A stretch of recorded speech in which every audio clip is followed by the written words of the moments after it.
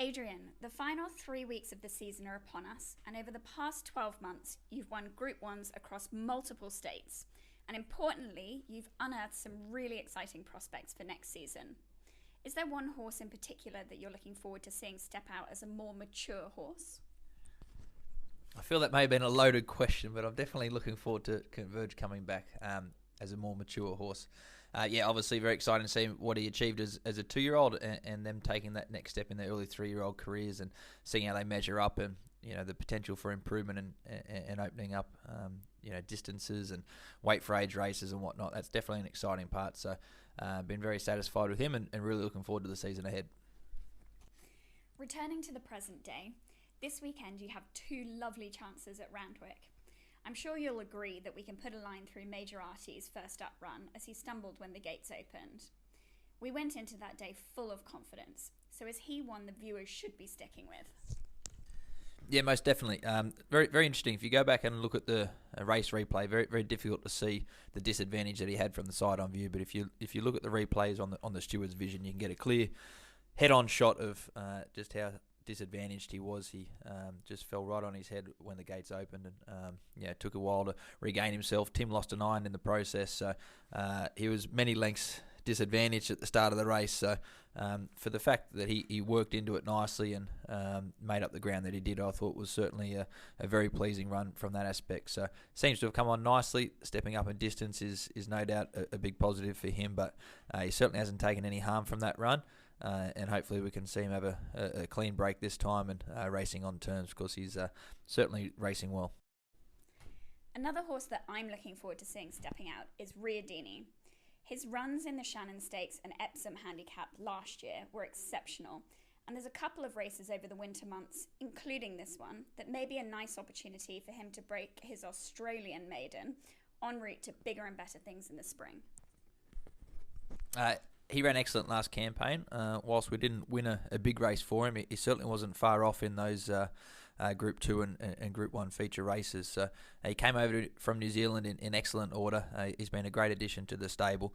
Obviously, he's had a little bit of time off between that particular carnival and this time in. So we're using these couple of winter races that he looks very well placed in as a nice stepping stone for the spring for him. I think we can see him on a very similar campaign to what we did last time. Would love to see him contesting the Epsom Handicap once again. So these 2 early races, or these 2 late races in the winter, will certainly top him off nicely for what I think will hopefully be a nice successful spring campaign for him. So obviously with that in mind, there's certainly improvement fitness wise to go, but I certainly feel he's bringing a lot of class. But it looks a competitive race for him, no doubt, on Saturday. At the Provincials, NELSPRUIT, who was really eye-catching last time, and Silent Impact, a 2-year-old on debut, hold nominations across multiple races in the coming days. Tell us a little about them and where you see them heading. NELSPRUIT's certainly been very consistent in this campaign. I like everything that we've seen from him at his first 2 runs. I feel he's now starting to get under more suitable conditions, stretching out that little bit further in his distances. So he's at his peak fitness, and as I said, now that he's getting the right distance to suit, certainly feel he's going to be very hard to beat for us. His work's been excellent, and he's really followed up and trained on nicely from his first 2 performances at the track. Silent Impact is a horse that I've got plenty of time for. He's a son of Maurice, so certainly feel he's going to be much better suited with a little bit of age, and as we can see him stepping over a little bit further through the classic distances, more so of his 3-year-old career, which I guess he's sort of not far off, but he's really one that's going to improve from the experience from the first time out, and certainly going to be better suited his next couple of runs, but be a nice horse to follow going forward deeper into his campaign. Costly is a son of Extravagant, and he contests the 2-year-old maiden over 1,300 metres at Newcastle on Saturday. From what I've heard from the track, we can very much forgive him for his debut, because he's been working really well. What can you tell us about him and his chances this weekend?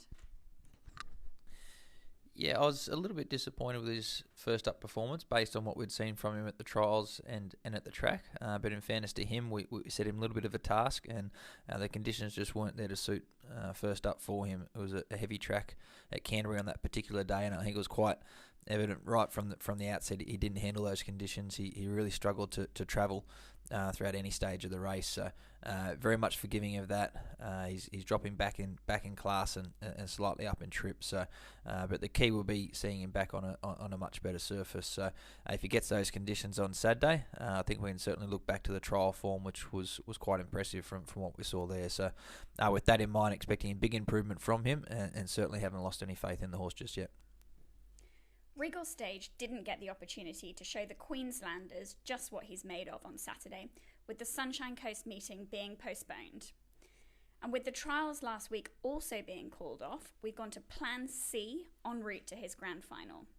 Should the viewers remain confident, he'll be hard to beat in the $150,000 Rockhampton Cup on Saturday. Yeah, look, unfortunately, even the best plans can come unstuck, as has been the case here.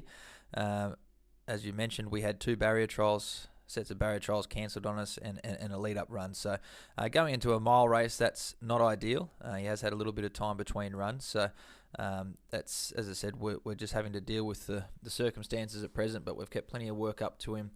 Chris Muntz has been really happy with the horse. Said he's absolutely thrived since arriving up there.